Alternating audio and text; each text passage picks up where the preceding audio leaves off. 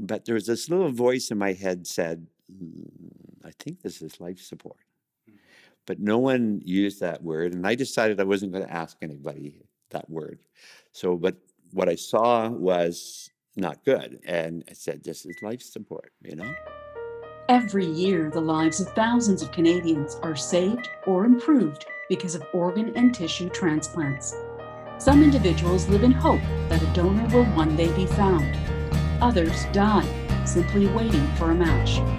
In 2019, more than 3,000 organ transplants were performed in Canada. Approximately 60% came from deceased donors.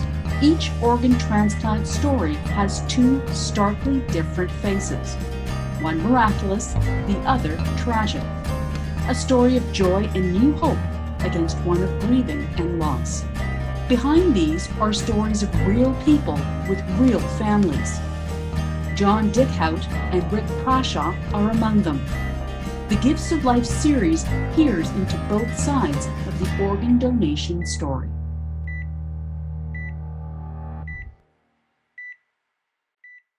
Hi, I'm Rick Prashaw.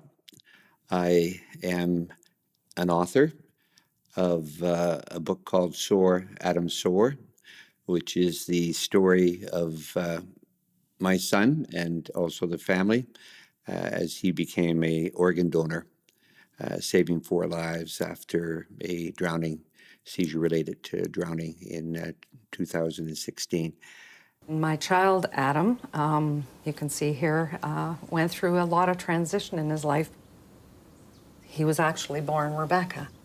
The child that we had, the mom Suzanne and I, he had some knocks in life. He had some hardship, and the one particular one was his epilepsy. And so it was these two journeys of epilepsy, and now they were more serious, and we were looking at surgery. But Adam just get rid of this epilepsy. Dr. Olivier calls us back to Montreal in 2015 and says, I think we need to have a second surgery. The kid, with his attitude and sense of humor, he says, "Well, Dad, that's a no-brainer." I said, "Well, actually, it is a brain, son. It's your brain." He says, "Well, of course I want to do that. I want to drive again. I want to play hockey again in the goalie. I want normal." He always wanted normal. It was late November in 2015 that again he has an 8-hour marathon brain surgery, and he comes out of it and it looking very, very good, and they like all of the scans. There's no trace of the seizures. He comes back home, he recovers, he's on Facebook the next day with his scars and telling the world about it.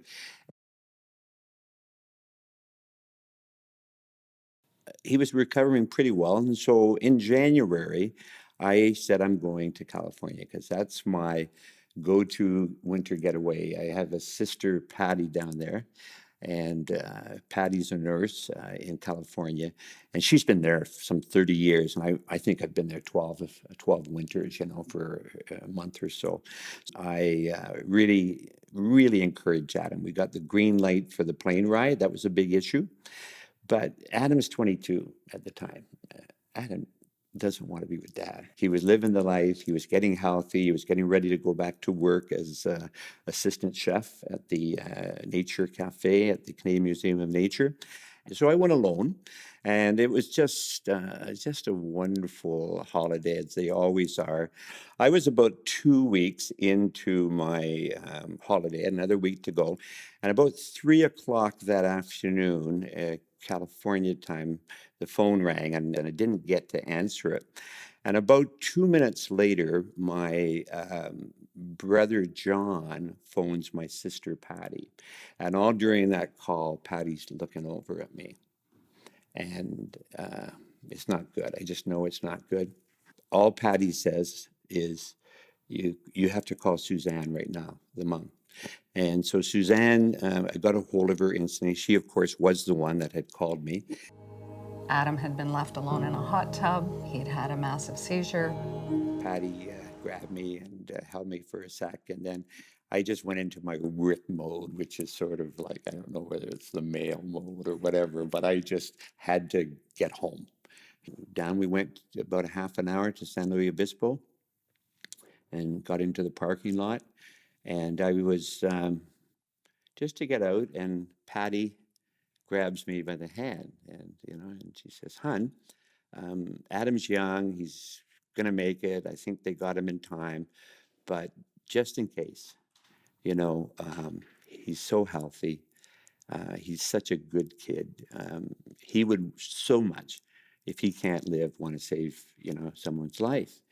And I remember saying, "Oh yeah, absolutely. That's exactly what Adam would do." But that's not happening. So I just said, "Thank you very much." I just felt like there literally was like a good angel and a bad angel on my shoulder, because the good angel was saying, "He's making it. He's been through 2 brain surgeries. He's so tough, this kid. There's just no way he's gone through this for this to happen.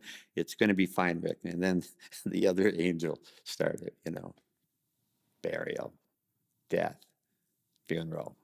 And that voice was coming at me. So that was my whole flight. It was a red eye.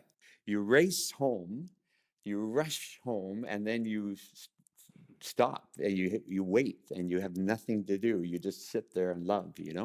And it was just like an all day, slowing down, sitting down, and waiting.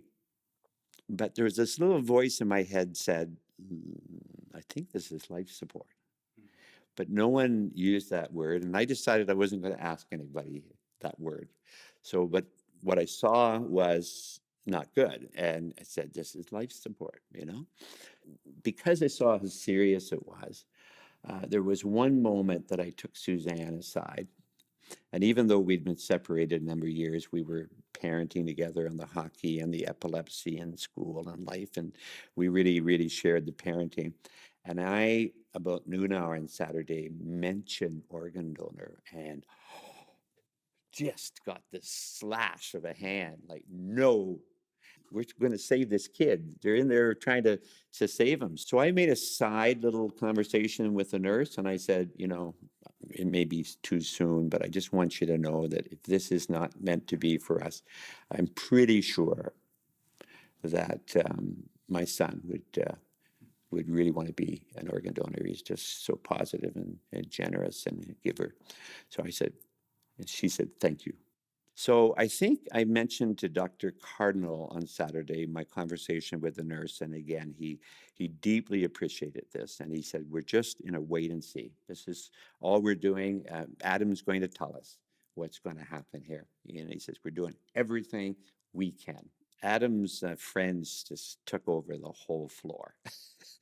And they broke every rule like Adam broke, like it's supposed to be 2 to a thing. And there were times we had 10 and 12 in. At one point, somebody pulled out a phone to show what Adam had posted, probably 2-3 minutes before the seizure that led to his drowning. And it was this glorious picture of him in the hot tub with his top off, and he was smiling and grinning, and it was just in his favorite place, and he posted it. So there was some sweet moments in this awful weekend, but it was very evident to us that the next morning they were going to make a final decision. We were going to have a family conference, and we both started to sense that this was not going to be, we were not going to get the miracle. And I said, Suzanne looked across to me and said, "So what do you want to talk about?" I said, "Let's start with organ donation. I think that Adam," I used to get a few of those. I got another slash, from her. And she said, "I know what Adam wants." When Adam was 16, when the driver's license came in, that he filled out in about 10 seconds, just like he did everything in life, impulsively. He said, "What's this box about organ donation?" Suzanne looked at him and said, "Well, if you were ever to be in an accident and a tragedy and you were going to make it, they could take any of your organs and you could save somebody's life if you're an organ donor registered." "Oh yeah, sure, I'd do that." And that was it. And so Suzanne just completely took it to a new place, and she said, "He's a registered organ donor. he wants to be an organ donor. And it was just, it wasn't my decision. It wasn't Suzanne's decision. It was this kid between us. I think it was something like 10:30 in the morning on Sunday, now the 24th, 2 days after the phone call on the 22nd, that I heard that Adam, was pronounced dead. But he doesn't look dead. And it's so weird. It's so surreal because you see the chest and you hear some breathing, but he's being kept alive now.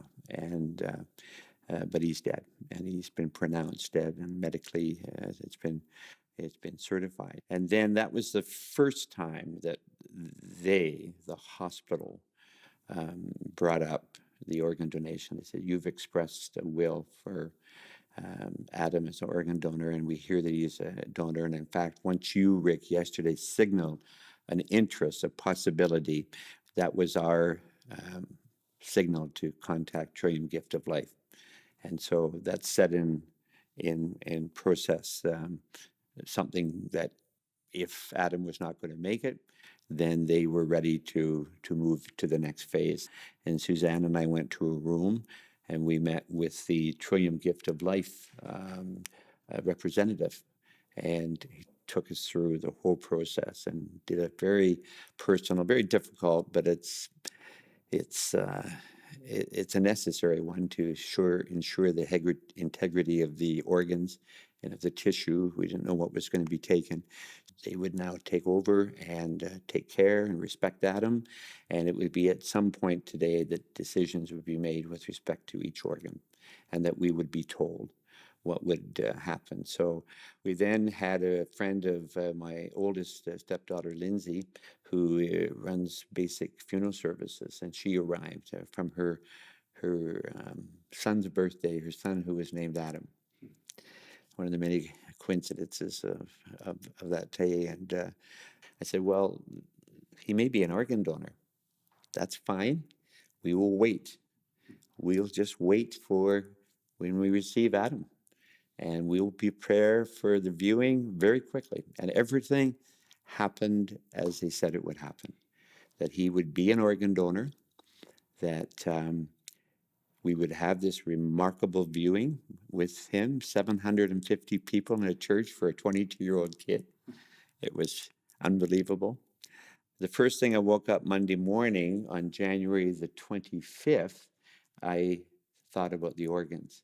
It rang 30 seconds later at about 8:30 on Monday the 25th. It's looking very good that Adam's heart, Adam's liver, and Adam's 2 kidneys will be going and saving 4 lives. Thank you very much. So I cried, and I called Suzanne, and we cried together over the phone. And that was just such a bit of a silver lining on a very very tragic day. It just was so crazy to happen in a weekend that started in California. Can you tell us about a little bit about Adam, who Adam was? I wrote 70,000 words to answer that question. I think of him coming out of his high-rise apartment every day with the ball cap on backwards and sunny smile, and the phone glued to his hand, and of course another tattoo, and his Batman. He was a Batman fan.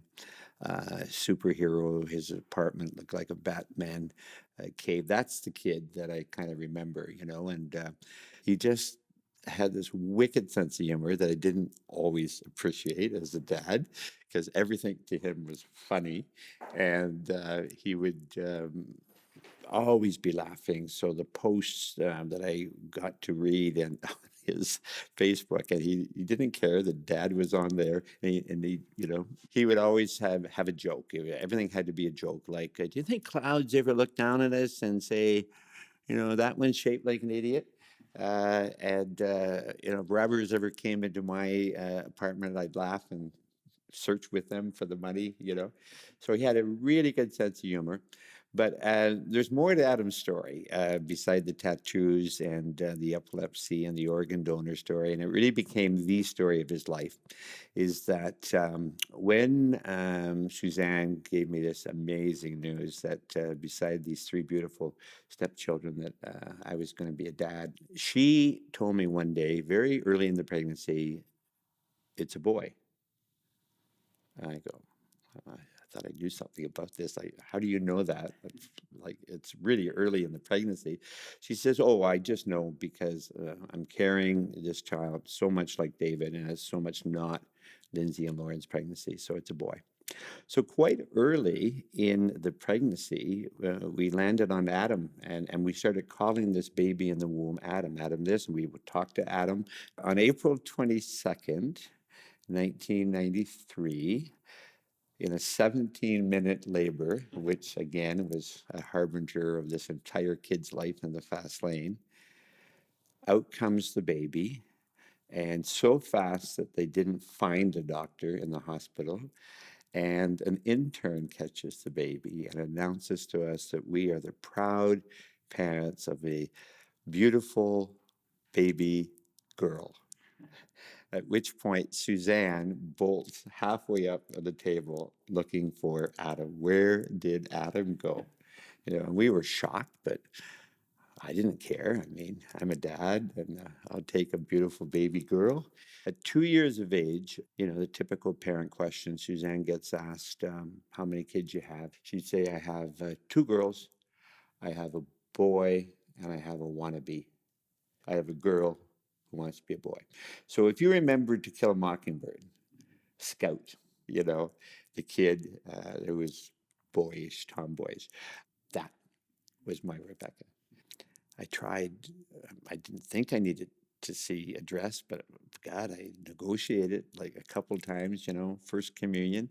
That kid's taking the First Communion dress off right in the church. Like it was just crazy. Just rolled it up in a ball and was found 3 days later underneath. So just didn't do dresses, short page haircut. And so, yeah, this Adam started off life as a girl.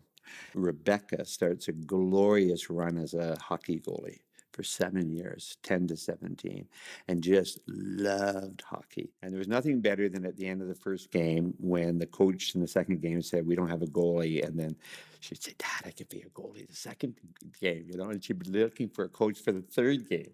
So on the genders journey, I just figured we have a tomboy, we have a wannabe, and that's what the story's going to end at. But he took us on quite a ride. Is that about 13, 14, you see the pictures up in the bedroom wall that are all the boy magazines. And I said, okay, you know, this is a girl, you know, who's attracted to boys. But it's not long afterwards that she sits her mom down to tell the story that, you know, I'm really attracted to girls. And I think I might be lesbian. I don't even know if she knew the word at the time, but she said, you know, I like girls, you know. So 3 to 4 more years that it comes out that I'm Adam. And don't you know I'm Adam because you guys named me Adam in the womb. And you know, I said, yeah, smart parents, eh? And of course, no, he doesn't go for that. It's a smart mother, he says. And he comes out at 18 with the big Facebook announcement that had a few F-bombs in it. And he says, I'm Adam. I've always been Adam, you know, and even in the womb, you know, it was Adam. So here I am, Dad. I've used the image of a roller coaster ride that this kid took me on and just fasten the seatbelt, go for the ride. And I was just going to love this kid. In one of the early counseling days when we were considering this journey of transgender, is that Adam said in counseling one day, he says, I am a boy, but I can't see me in the mirror. I don't see him in the mirror, and I got so sad.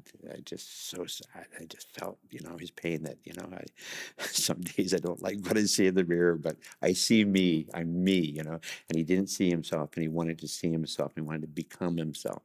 We didn't get to the part that would have maybe led to the top surgery because that's the part that you know, bothered him. It was these breasts that just wasn't him. He wasn't seeing the boy in the mirror. And of course, the famous picture that he took on the 22nd of January, he took his top off and he strategically is covering those breasts. And his very last word that he would ever say was the hashtag transgender, you know. But it was just a label. It was, to me, I came to understand that this was Adam and it was a love story. And it's a love story about parents and this remarkable friends of his. But it dawned on me one day that it was his love for himself. It was his respect for himself, his determination to be himself. And in many ways he was there. He just needed the body to kind of get aligned with who he was and who he said he always was. Join us for the third part of the Gifts of Life video podcast. John waking up, chest stapled together, grateful, wondering, questioning. Rick grieves, grateful too for the silver lining on the organs. He thinks this story is over.